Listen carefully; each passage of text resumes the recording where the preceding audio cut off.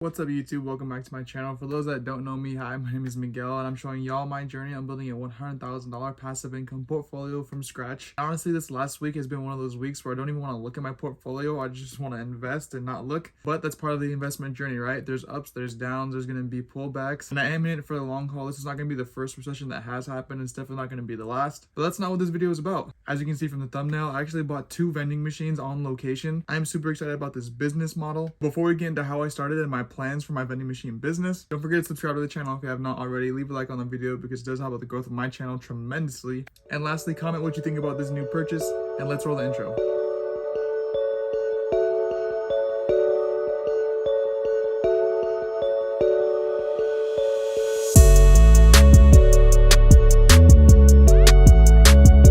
Hopping into the portfolio value for the day, I'm sitting at around $14,700. I am down on the day about $190 or about 1.29%. And on the week, I am down $500 or about 3%. On the month, I'm down $1,200 or about 7%. On the 3 months, down $400 or about 3%. On the year, down $230 or about 1.5%. And then on the all-time, finally some positive, I'm up $1,000 or about 7%. Now honestly, this is not even going to be the worst of it. I'm fully expecting to have my all-time go all the way down to about 1 to 2%. And that is because we are seeing signs of a recession, which is totally fine because as you know, that means all of our favorite stocks are on sale. I mean, look at Costco alone, they're down overall, I think about 25%. Microsoft's down, Apple's down.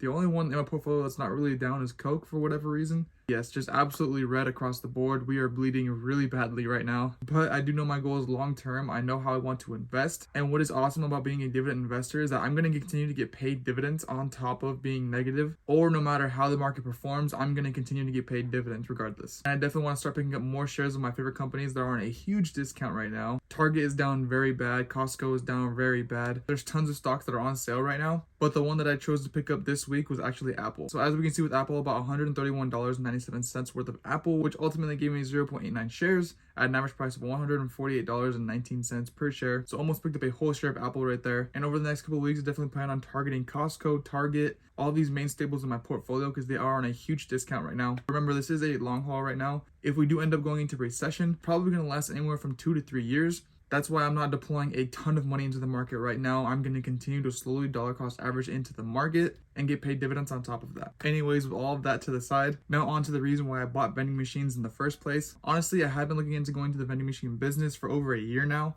I just didn't know where to start. I had a couple machines that I was potentially going to buy, but I had no location.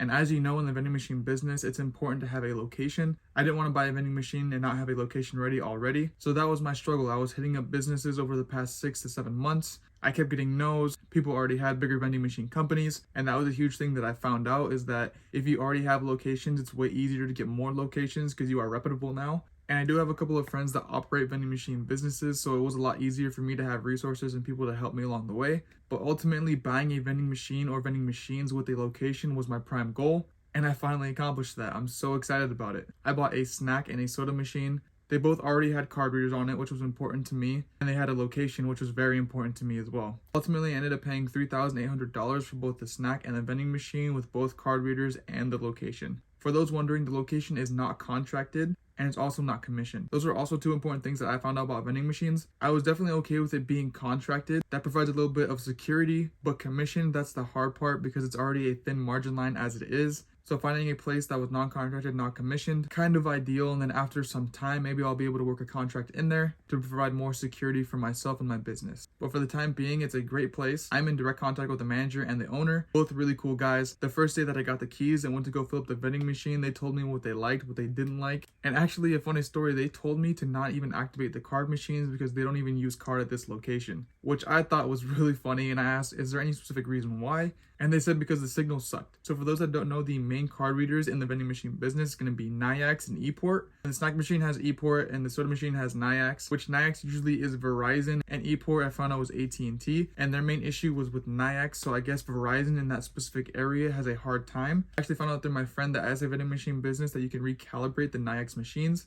as well as the ePort machines to get a stronger signal, or you can upgrade the antenna, so on and so forth. So I am going to leave it unactive for a couple of weeks and then hopefully get either a better antenna or do something so it can be a better card reader for my customers. They didn't even want a card reader in there. They said just because it sucked. Hopefully I can fix that problem and be more of service to them. Going into the financial aspects of the business, like I said, I got the location with both machines for $3,800. For my friends that run vending machine businesses told me that the profit margin for snacks is going to be around 40% and the profit margin for sodas is going to be around 60%, probably averaging around doubling my money. And a good return time would be anywhere from 10 to 12 months, meaning that in 10 months, this location is supposed to bring me $3,800. That is a good vending machine location. That is a location that's going to be profitable in the long run. That is my goal. I want to be able to pay off these vending machines that I paid for. Hopefully it can be earlier. We will see. I haven't even done my first collection yet. It hasn't even been a full week yet. And when I went to go fill both machines, it only cost me $322 to fill both machines. And if we're just about doubling our money, I should get around $650. The cash is going to be the main thing of this business, but like I said, I do want those card readers in there because I do want to expand. When it comes to expanding, my goal for the rest of 2022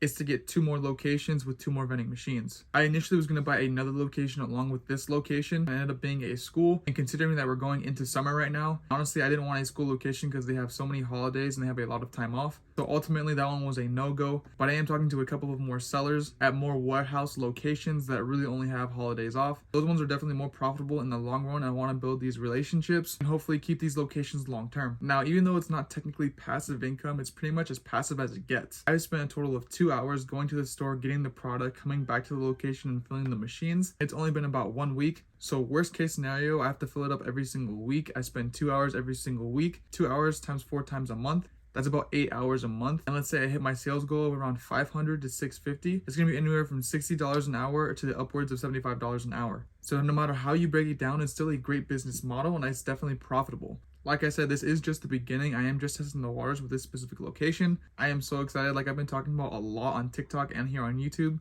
I want to diversify all the ways that I can get passive income and just start growing my net worth bit by bit. Honestly, this is where y'all come in. Specifically with YouTube, I don't know what kind of content y'all want to see with vending machines. With TikTok, it's pretty easy. I just do some restock videos, some ASMR, show you guys how much money I make in a week, in a month, so on and so forth. So let me know what you guys want to see in the comments. If you are a vending machine business already, let me know how many locations you have, how much you're making. I love finding other people that share the same passion. I love seeing how other people do it as well. But that's going to be all that I have for y'all this week. I am super excited to start growing this business. Hopefully I will have at least 2 more locations by the end of 2022 and a couple of more vending machines. But for the time being, I am going to keep y'all updated on how this is going over on my TikTok and here on YouTube. So let me know what you guys want to know about in this vending machine business down in the comments. Don't forget to like the video because it does help with the growth of my channel tremendously. And lastly, don't forget to subscribe to the channel if you have not already. That's all that I have for y'all this week. I'll catch y'all next week. Peace.